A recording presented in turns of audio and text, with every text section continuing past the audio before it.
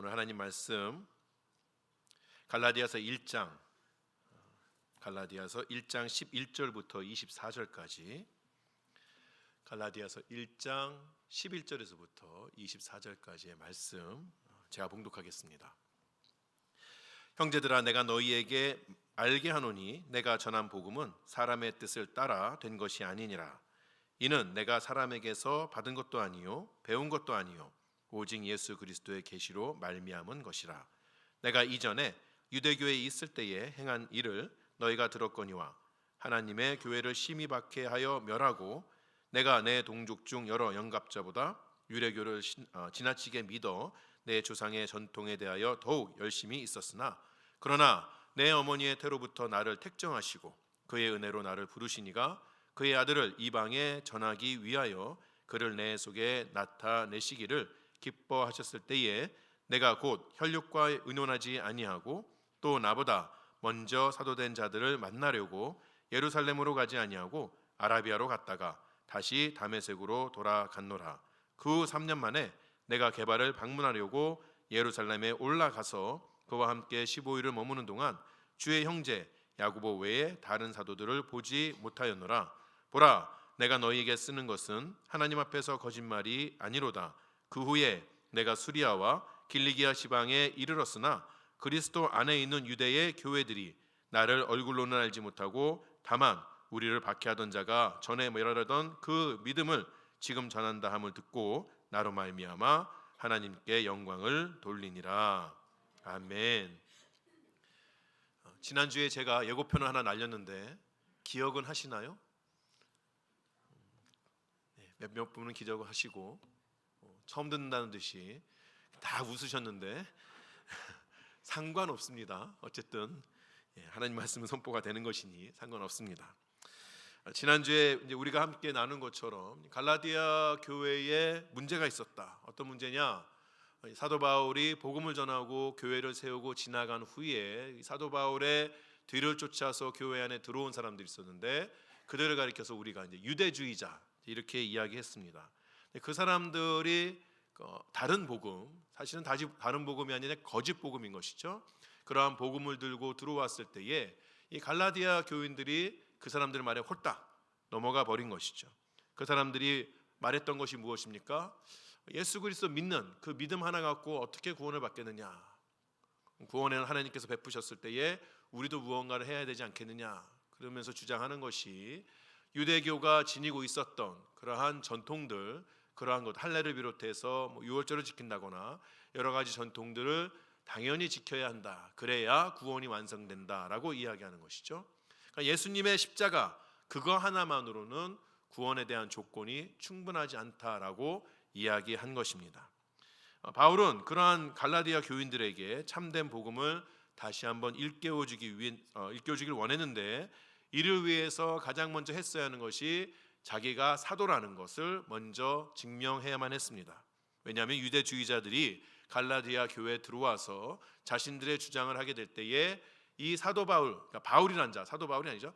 바울이란 자가 사도라고 주장하는 것은 터무니없는 일이다.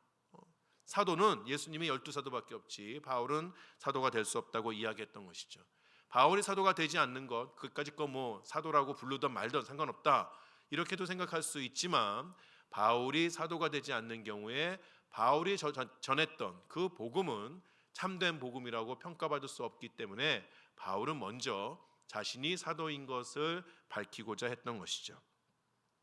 그래서 가장 먼저 이제 바울이 갈라디아 교인들에게 이야기하는 것은 그가 사도가 된 것이 조금도 자신의 뜻이나 또는 자신의 계획이나 또는 다른 사람들에 의해서 사도가 된 것이 아니라 오로지 예수 그리스도의 은혜로 사도가 된 것임을 밝히고 있습니다. 바울은 먼저 과거에 자신이 절대 그리스도인이 될 수 없었던 사람인 것을 말하는 것으로 시작을 합니다. 오늘 본문 13절에 보게 되면 그는 자신을 하나님의 교회를 심히 박해하고 멸하였던 사람이라고 이야기를 합니다. 바울은 예수님께서 그에게 나타나시기 이전에 철저한 유대주의자였던 것이죠.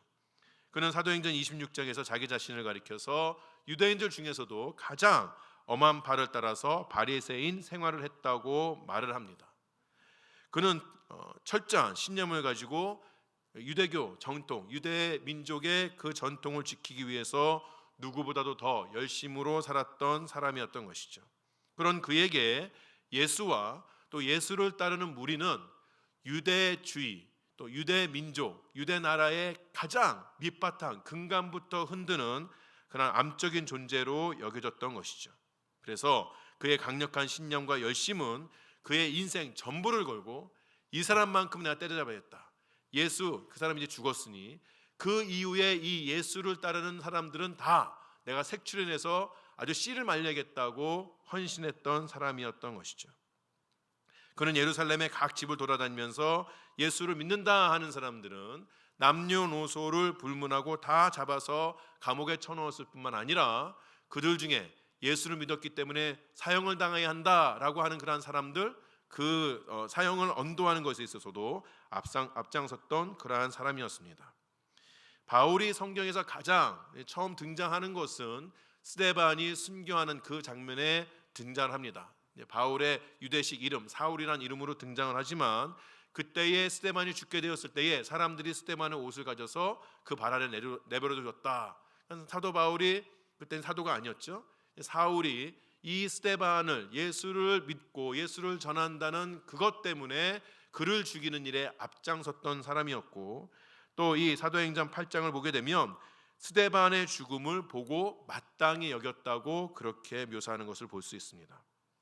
그는 예루살렘과 유대 땅에서만 예수 믿는 사람들을 잡아서 가두고자 하는 그러한 것에서 벗어나서 그걸 훨씬 더 넘어서서 그 다른 지역까지도 돌아다니면서 예수 믿는 사람들 다 잡아 가두거나 또는 예루살렘으로 데리고 오려고 했던 것이죠. 그래서 그는 대제사장을 찾아가서 공문을 받아가지고 다메섹까지 갔었던 사람입니다. 사도행전 9장 1절은 이 공문을 받아가지고 예수를 잡기 위해서 다메섹으로 가는 그 사도 바울의 모습을 가리켜서 여전히 위협과 살기가 등등했다고 그렇게 묘사를 합니다. 이런 바울의 모습에서는 바울이 이제 앞으로 예수를 믿을 것이다, 또 복음이 그 안에 들어갔을 것이다, 이러한 어떤 하나의 낌새도 볼 수가 없는 것이죠. 바울의 이름은 그 당시에 있었던 교회 안에선 유명한 자가 아니라 악명이 높은 자로 널리 알려져 있었던 것입니다. 예수를 만나기 이전에 그는 누구도 바꿀 수 없는 그러한 사람이었어요. 철저하게 유대주의자였던 것이죠. 아마도 이 당시의 신자들이 바울의 이름을 들었을 때에 바울에 대해서 이야기하면서 그 사람 사울은 아마 하나님도 바꾸지 못할 사람이야, 그 사람은 절대 예수 믿지 못할 사람이야, 그렇게 생각했을 것입니다.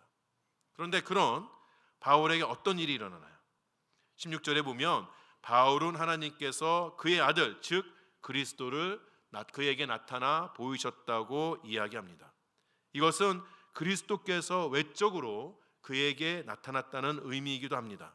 사도행전 9장에 보면 바울이 다메섹으로 갈 때에 그 다메섹 가까이 가는 길선상에서 갑자기 하늘에서 환한 빛이 그를 둘러서 비추었다고 이야기합니다. 그러나 이런 외적으로 드러난 빛으로 드러나신 빛으로 사도 바울에게 다가오신 그 예수님은 그저 밖으로만 신체적으로만 빛을 비춰준 것이 아니라 그의 영혼도 비추어 주어서 그로 하여금 하나님의 아들이며 구주로 오신 그리스도를 발견하게끔 해준 것이죠. 바울은 그렇게 예수님을 만났습니다. 어떤 사람들이 이야기하는 것처럼 그가 자신이 가지고 있었던 지식이나 경험을 통하여서 스스로 예수님을 깨달은 것이 아니라는 것이죠. 또는 사도 바울이 이렇게 보니까 이제 트렌드가, 그 당시의 트렌드가 예수 믿는 거다, 이제 예수 믿는 교회가 많이 늘어날 거니 나도 일찌감치 그 대열에 합류하여서 한번 이름을 날려보자, 지도자가 되어보자, 어떤 유익을 찾아보자, 이렇게 하여서 예수님을 믿는 그리스도인 된 것도 아니라는 것이죠. 누가 그를 가르쳐서 그리스도인이 된 것도 아니었습니다. 앞에서 말씀드린 것처럼 바울 자신뿐만 아니라 그 누구도 저 바울이라는 사람이 예수를 믿을 거라는 가능성이 0.001%도 보이지 않는 그 순간에 하나님께서도 저 사람만큼은 바꿀 수 없다고 사람들이 이야기하는 그 순간에 하나님께서 그를 찾아오셔서 그리스도를 깨닫게 해 주신 것이라는 것이죠. 그리고 그를 이방의 사도로 부르신 것입니다. 그래서 그는 자신을 사도라고 소개할 수가 있는 것이에요. 예수님께서 친히 나타나셔서 그에게 사명을 부여해 주셨기 때문에 그렇습니다. 바울은 하나님께서 자신을 모태에 있을 때부터 사도로 따로 세우셨다고 오늘 본문 말씀에 고백하는 것을 볼 수가 있습니다. 존 파이퍼 목사님이 이것에 대해서, 그러니까 바울을 하나님께서 모태로부터 택하셨다, 사도로 택하셨다, 이것을 가리켜서 재미있는 말을 합니다. 뭐라고 이야기하냐면 바울이 사도로 부름받은 것은 덧붙여진 계획이 아니라 플랜 A였다, 이렇게 이야기를 합니다. 우리는 어떤 그것을 계획하게 될 때에 먼저 가장 좋은 계획을 가지죠. 그것을 가리켜서 플랜 A다라고 이야기하고, 근데 만약에 이 플랜 A가 내 마음대로 내가 생각했던 대로 이루어지지 않았을 때에 그 다음에 이룰 수 있는 플랜 B도 플랜 C도 만들어서 대비를 하게끔 되는 것이죠. 스포츠 팀에는 주전과 후보 선수들이 있죠. 어젠가요? 갑자기 어제 맞죠? 어제 아침에도 한국 축구 했는데 주전 선수들 중에 몇 명 못했다고 갈아치워야 된다, 플랜 A가 안 되고 플랜 B가 돼야 된다, 이런저런 이야기를 하게 되는데, 운동팀에도 주전이 있고 후보 선수들이 있습니다. 후보 선수들이 플랜 B이기도 하고 플랜 C이기도 한 것이죠. 근데 이 후보들은 언제 뛸 수 있나요? 주전 선수들이 못 뛸 때, 플랜 A가 안 될 때, 그때 뛸 수 있는 거죠. 근데 플랜 A가 잘 되면, 주전 선수들이 잘 되면 플랜 B, 플랜 C는 아무 쓸모가 없게끔 되는 것이죠. 이 어떤 사람들은 이 바울을 가리켜서 플랜 B라고 생각하기도 합니다. 원래는 예수님께서 12제자를 세워놓으시고 그 12제자를 통하여서 온 사방에 다 복음을 전파하게끔 했는데, 이 12제자가 잘 못하니까 하나님께서 플랜 B를 가동하셔서 사도 바울을 택하시고 그를 이방을 위한, 이방 사람들을 위한 사도로 세우셨다, 이렇게 생각하기도 하는 것이에요. 사실 플랜 B나 플랜 C나 그렇게라도 하나님 손에 붙들려서 쓰이면 좋겠다 생각도 하는데, 플랜 B로 사용되어진 사람들은 항상 꼬리표가 붙죠. 플랜 A가 잘 안 돼서 플랜 B를 쓰는데도 불구하고 저 사람은 그냥 이군이야, 후보야, 어쩌다가 한번 하는 사람이야, 이런 생각을 자꾸 가지게끔 됩니다. 여러분은 그런 경험이 없으신가요? 저는 인생을 플랜 B로 살아본 경험이 몇 번 있어서, 제가 고등학교 때 이제 합창부를 했는데, 고등학교를 딱 입학했더니 우리 음악 선생님께서 교가를 가르쳐 주시고 한 사람씩 나와서 교가를 불러보라 그러는 거예요. 왜 교가를 불러보라 그러나? 그것도 한 사람씩. 그래서 그 교가를 불러봐가지고 교가 잘 부르는 애들 뽑아서 합창부를 집어넣습니다. 제가 그때 중학교에서 고등학교 올라온 겨울방학 때 변성기가 왔는데, 변성기 이후에 노래를 안 불러봐가지고 제 목소리 그 톤을 알지를 못한 거예요. 그래서 교과를 시작하자마자 삑사리가 나지 않았겠습니까? 떨어졌습니다. 제가 노래를 좋아하고 합창하는 걸 좋아했는데 떨어졌어요. 그러고 나서 이제 1학기가 지나고 여름방학이 지나고 2학기가 되었는데 선생님께서 다시 교과를 또 시키시는 거예요. 합창부에 결혼이 생겨서 플랜 B를 가동을 하는 거죠. 제가 그 플랜 B가 되었습니다. 저한테 아무도, 제 친구들도 너는 플랜 B야, 후보 중에 예비 선수 중에 하나 끌어온 거야, 말 안 했는데 졸업할 때까지, 사실은 이제 졸업할 때까지가 아니고요, 지금도 좀 그런 게 남아 있어요. 난 플랜 B다. 3일 전에 저희 이제 그 학교에 골수분자들이 있거든요. 저희 배재학당 골수분자들이 있는데, 제 친구 중에 하나가 배재학당 합창부 골수분자가 있어서 그렇게 모임들을 많이 만드는지 합창부 카톡을 만들어서 저를 초대했습니다. 난 플랜 B인데 왠지 아직도 그 마음이 남아있어요. 플랜 B는 그렇습니다. 플랜 B는 플랜 A가 애초부터 되지 못했기 때문에 항상 마음 가운데 가지고 있는 무언가 한쪽의 그 아쉬움 또는 자격지심 같은 것들이 있게끔 돼요. 근데 예수님께서 사도 바울을 쓸 때에 그때의 사도 바울을 플랜 B로 쓰신 것이냐? 아니라는 것이에요. 모태에서부터 택하셨다는 것은 그가 애초부터 하나님의 계획 플랜 A에 들어 있었다는 것이죠. 사도 바울이 다른 사도들이 하나님께서 말씀하신 것을 잘 못해서 하나님께서 바울을 택하신 것이 아니고, 그는 처음부터 창세 전부터 하나님께서 이방의 사람들을 부르기 위한 그러한 사도로 세우시는 플랜 A의 사람이었었다는 것이죠. 그가 태어났을 때에도, 그가 가말레엘 문 안에서 바리새인으로 잘 교육을 받을 때에도, 심지어는 그가 사방을 돌아다니며 예수 믿는 사람들을 붙잡아서 가두고 죽여가는 그 순간에도 단 한 번도 사도 바울은 하나님의 플랜 B가 아니라 항상 플랜 A였다는 것이에요. 하나님께서는 그가 어떠한 모습으로 있든지 그를 주목하셨고 그를 떠나지 아니하셨으며, 언제나 그가 생각하던 생각하지 아니하던 그 인생 가운데서 역사하고 계셨다는 것이죠. 그는 그리스도의 이름을 부인하고 악한 일을 하던 사람이었지만 하나님께서는 포기하지 아니하시고 언제나 그를 통하여서 플랜 A를 이루어 나가셨던 것입니다. 하나님께서 왜 그렇게 바울에게 자비와 은혜를 베푸셨을까요? 그가 좋은 가문에서 좋은 교육을 받은 자라서 그랬을까요? 제가 청년 때 그랬어요. 저희 교회도 서울대 학생들이 있었는데, 서울대 학생들이 교회를 열심히 안 해도 교회에서 자꾸 그 학생들을 가르치고 잘 해보라는 거예요. 왜? 야, 쟤는 그래서 서울대 학생 아니니? 하나님께서 바울을 가말리엘 문화에서 율법을 잘 배우고 구약의 정통한 자였기 때문에 그렇게 잘 이끌어 오셨던 것일까요? 아니면 비록 예수를 핍박하는 일이라 할지라도 그저 맡겨진 일을 잘 감당하는, 최선을 다해서 열심히 하는 그런 사람이었기 때문에 하나님께서 그를 쓰시고자 했을까요? 아니라는 것이에요. 하나님께서 그를 주목하시고 그의 인생 가운데 계속해서 역사하신 것은 사실 아무런 조건이 없습니다. 우리 입장에서 보게 되면 아무런 이유가 없어요. 신명기 7장에 하나님께서 이스라엘에게 주신 말씀이 이렇습니다. 여호와께서 너희를 기뻐하시고 너희를 택하심은 너희가 다른 민족보다 수요가 많기 때문이 아니니라. 너희는 오히려 모든 민족 중에서 가장 적으니라. 여호와께서 다만 너희를 사랑하심으로 말미암아 또는 너희의 조상들에게 하신 맹세를 지키려 하심으로 말미암아. 이게 이유였어요. 세번역 성경은 8절에 나와 있는 다만이라는 단어를 그런데노라는 단어로 번역을 합니다. 하나님께서는 그런데도 이스라엘을 사랑하여 주셨어요.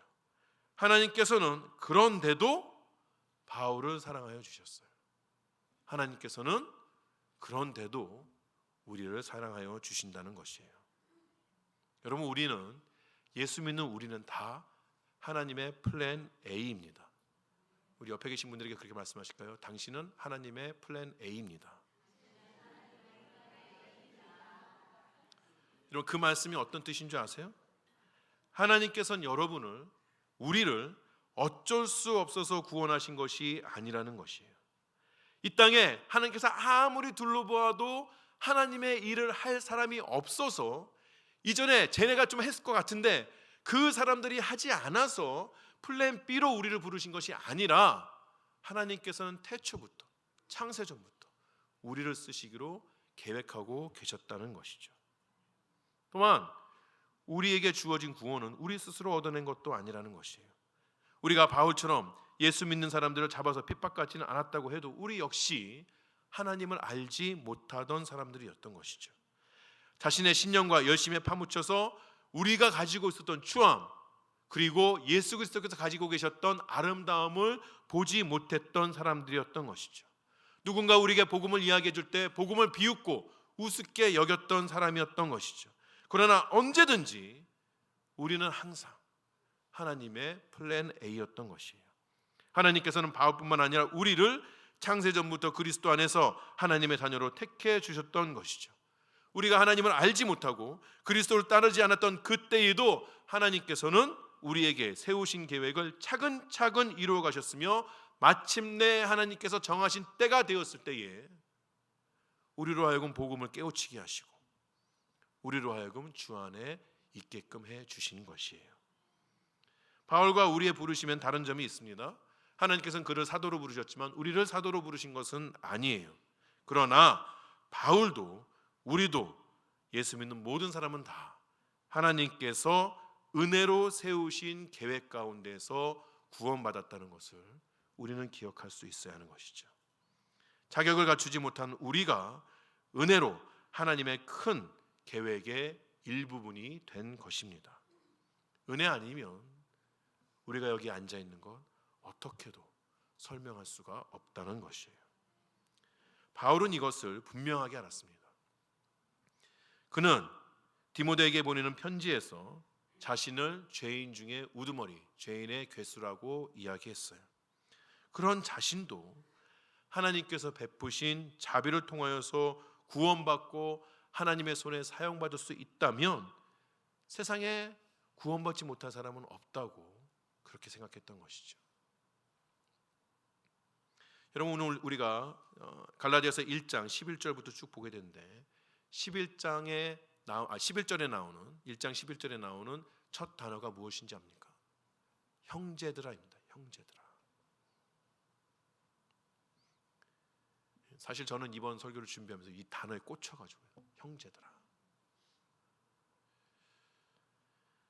여러분, 지금 바울은 자신이 전한 참된 복음을 저버리고, 지금으로 말하면 이단이죠, 거짓 복음에 빠져서 참된 복음을 버리고 하나님을 떠나 있는 그 사람들을 형제라고 부르고 있는 것이에요. 사실 바울 자신도 감히 믿는 자들에게 형제라고 부를 수 없는 사람이었던 것이죠. 그에게 예수 믿는 사람을 형제라고 부를 수 있는 그 은혜를 주신 하나님을 알았기 때문에, 또 그 하나님께서 지금 갈라디아 교인들에 대한 열심이 끝나지 않았음을 알았기 때문에 그들에게 구원이 주어지고 그들을 하나님 안에서 자라게 하는 힘이 근본적으로 그 갈라디아 교인들에게서 나오는 것이 아니라 하나님의 은혜로부터 나오는 것임을 알았기 때문에, 그래서 바울은 그들을 형제라고 부르는 겁니다. 형제라고 부르는 것은 하나님께서 그들을 포기하지 아니하셨기 때문에 나도 너희를 포기하지 않는다고 고백하는 것이에요. 또한 하나님께서 여전히 그들을 위해서 일하시기 때문에 바울도 그들에 대한 애정을 끊지 아니하고 끊임없이 노력하고 애쓰겠다고 이야기하고 있는 것이에요. 여러분, 우리에게도 이런 마음이 필요하지 않겠습니까? 우리는 너무 쉽게 우리 주위에 있는 영혼들을 포기하지 않는지 생각해 볼 필요가 있다는 것이에요. 하나님께서 분명하게 우리에게 붙여주신 영혼들이 있습니다. 그 영혼들 중에는 우리가 이미 마음으로 포기한 그러한 사람들도 있다는 것이에요. 예수를 욕하고 다니는 사람이기 때문에, 교회를 핍박하고 다니는 사람들이기 때문에, 복음을 전해도 비웃는 사람들이기 때문에, 오히려 교회 안에 들어오면 교회를 해칠 수 있는 자이기 때문에 우리는 그 영혼을 포기했다는 것이에요. 다시 한번 우리 주위를 돌아봤으면 합니다. 우리가 포기했던 그 영혼들을 다시 좀 마음에 품었으면 좋겠어요. 하나님께서 그 영혼들을 포기하셨을까요? 나를 구하신 그 하나님께서 그 영혼은 포기하실까요? 하나님께서 그를 포기하지 아니하시니 우리도 그 영혼을 포기하지 아니하고 다시 품었으면 합니다. 우리 올해 2024년 우리 모두가 우리에게 맡겨진 영혼들 구하기 위해서 애쓰는, 다시 품고 복음을 전하는 그러한 셈이 아니 되길 원합니다. 자, 이렇게 사도 바울은 먼저 자기 자신이 사도된 것이 그저 어떤 사람들에 의해서, 자기 자신에 의해서 나는 사도다, 그것이 아니라 그리스도께서 그를 만나주시고 친히 그에게 그 사도라는 직임을 주셨기 때문에 사도라고 세워졌다는 것을 증명했습니다. 그 다음에 그가 이제 변론하는 것은 자기에게 주어진 그 복음도 스스로 만들어낸 것이 아니라 그리스도로부터 온 것임을 증명해내는 것이죠. 사도행전 9장을 보게 되면 다메섹으로 가는 길에서 예수님을 만난 바울이 일시적으로 눈을 보지 못하죠. 앞을 보지 못해서 다른 사람들의 손에 끌려 들어가 다메섹으로 끌려 들어가게 됩니다. 거기서 3일 동안 먹지도 못하고 그러고 있을 때에 하나님께서 아나니아라는 사람을 보내주시죠. 그래서 그로 하여금 안수하게 하시고 또 바울은 그래서 눈을 뜨게 되고 또 그가 세례를 받게 됩니다. 그러면서 다시 기력을 찾아가는 과정에 기력을 찾기 위해서 다메섹에서 며칠 동안 더 있게 되고 기력을 찾자마자 그는 바로 밖에 나아가서 복음을 전하기 시작합니다. 다메섹에 며칠을 더 머물면서 복음을 전하기 시작하자 사람들이 깜짝 놀라는 거죠. 이 사람이 미쳤나? 원래 이 사람이 이런 사람이 아니었는데. 그러면서 예수 믿는 사람, 예수를 믿었던 다메섹 안에서 예수를 믿었던 사람들은 아직도 긴가민가 보고 있는 거죠. 저 회심이 진짜 회심인가 아니면 가짜로 저러는 건가? 근데 한쪽에서 또 어떤 일이 일어나죠? 바울이 오는 것을 기다리고 있었던 사람들. 그래, 저 사람 그 바울이라는 자가 오면 힘을 합쳐서 여기 있는 예수 믿는 사람을 싹 다 그냥 잡아가지고 예루살렘을 데리고 가야지. 기대하고 있었는데 바울이라는 자가 이제 왔는데 갑자기 저 사람이 미쳤는지 핍박하던 예수를 오히려 전하기 시작하는 것이에요. 그러자 거기 있었던 유대인들이 바울을 죽이려 하죠. 그래서 밤에 이 다메섹에 있었던 믿음의 형제들이 그를 성 밖으로 빼내게 됩니다. 자, 다메섹에 머물러서 복음을 전하던 바울이 다메섹이라는 도시를 떠나야만 했어요. 여러분이 만약에 바울이라면 그 다음에 어디로 가려고 할까요? 저 같으면 예루살렘으로 갈 것 같아요. 왜죠? 예루살렘이 복음의 본거지이니까, 지금도 사도들이 있는 곳이니까 거기 가서 더 배우고 싶어하는 그런 마음이 있을 수 있는 것이죠. 근데 사도 바울은 예루살렘으로 가지 않습니다. 오히려 아라비아로 갔다 그래요. 광야로 나아갔다, 그렇게 우리가 이해하면 되겠습니다. 그리고 거기서 3년 동안을 머물렀다고 이야기합니다. 물론 그 아라비아에 머무르게 되면서 사도 바울이 아무도 만나지 않고 아무하고도 교류하지 않았다고 그렇게 이야기할 수는 없지만, 그러나 그 3년 동안의 그 아라비아의 생활은 우리가 흔히 성경에서 다른 그 믿음의 선진들에서 볼 수 있었던 광야 생활이라고 볼 수 있는 것이죠.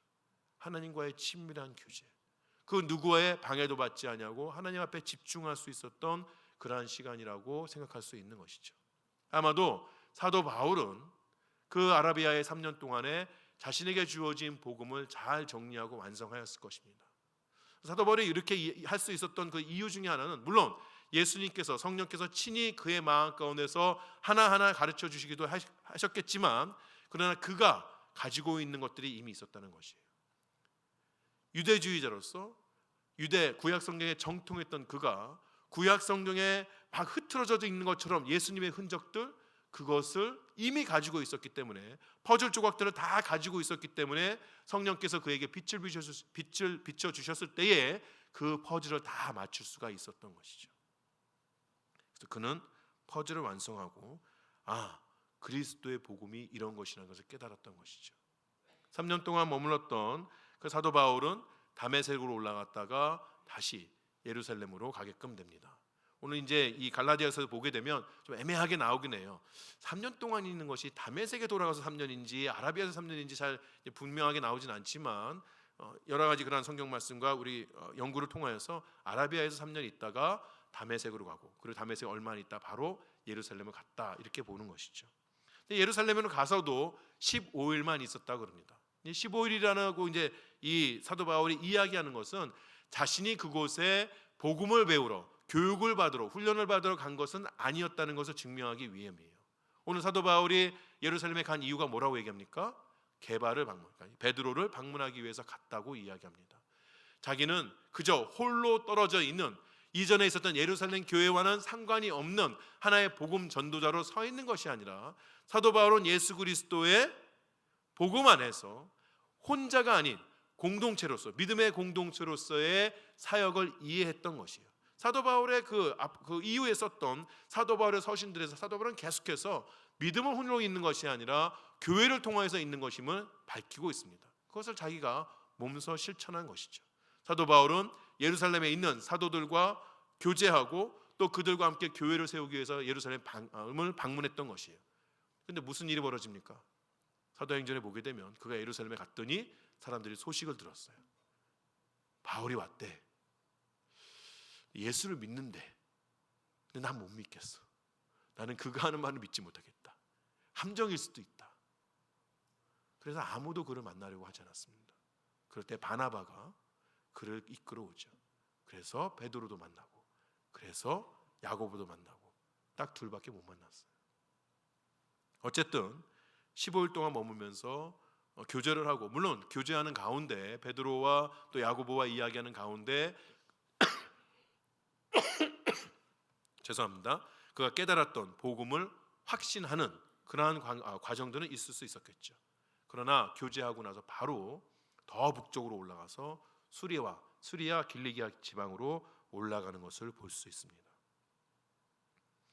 이렇게 오늘 앞에 이제 파워포인트도 나오지만 다시 한번 정리를 하게 되면, 다메섹으로 가는 길에서 예수님을 만난 사도 바울은 다메섹에서 아라비아로, 또 아라비아에서 다시 다메섹으로, 그리고 예루살렘에서 15일간 머물렀다가 수리아와 길리기아로 옮겨가게 되는데, 이 행적 중에서 사도 바울이 누구를 통하여서 교육을 받았다거나 훈련받았다는 흔적은 없는 것이에요.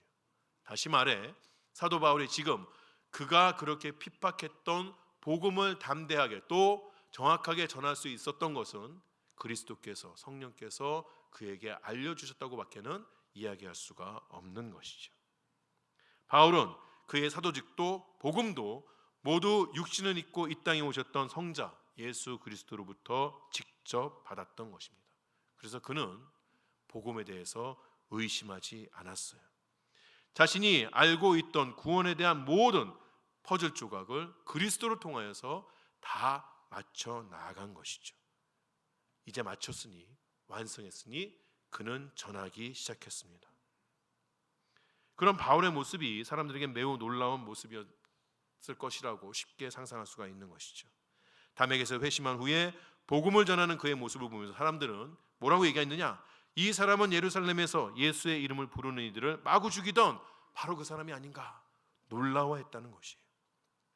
예루살렘에 찾아온 그는 제가 말씀드린 것처럼 여전히 사도들을 포함한 그리스도인들에게서 악명의 높은 자였지만, 그의 회심한 모습을 보면서 그를 죽이려고 했던 자는 예수님을 믿는 사람이 아니라 오히려 그와 이전에 함께 있었던 유대주의자들이 그를 죽이려 했던 것이에요. 왜? 그의 회심이 확실했기 때문에 그렇습니다. 또한 수리아와 길리기아 지방에 가서 그 복음을 전하는 사도 바울의 모습을 보면서 오늘 이 본문의 마지막에 뭐라고 얘기합니까? 나로 말미암아 하나님께 영광을 돌리니라. 그 소식을 들은 사람들이 사도 바울에게 영광을 돌리는 것이 아니고 하나님께 영광을 돌려요. 왜일까요? 저 사도 바울, 저 바울이라는 자가 회심한 거는 스스로 될 수 없는 것이 아니라 하나님만이 그 일을 할 수 있는 거야. 그래서 하나님 앞에 영광을 돌려드리는 것이에요. 이것이 바로 은혜로 부름받은 자의 모습이 되는 것이죠. 은혜는 우리로 하여금 새로운 삶을 살게 합니다. 그리고 그 삶 자체가 이 땅에서 하나님의 역사가 있음을 보여주는 것이에요. 사람들은 신자들의 삶을 바라보면서 그리스도의 십자가를 알게끔 됩니다. 교회에 아무리 큰 십자가를 달아 놓아도 그 십자가를 가지고 복음을 깨닫지 않아요. 복음은 전하는 자를 통하여서, 복음은 복음의 뜻대로 살아가는 자를 통하여서 사람들에게 전달이 되어진다는 것이죠. 어떤 이는 그 십자가를 보고 비웃고 거부하겠지만, 어떤 이는 우리가 십자가를 몸에 지고 있다는 것 때문에 오히려 우리를 떠나겠지만, 하나님께서는 우리가 지닌 십자가를 통하여서 구원받을 사람들을 이미 준비시켜 놓았다는 것이에요. 그것을 우리가 기억해야 하는 것이죠. 이것을 위해서 우리는 무엇을 해야 할까요?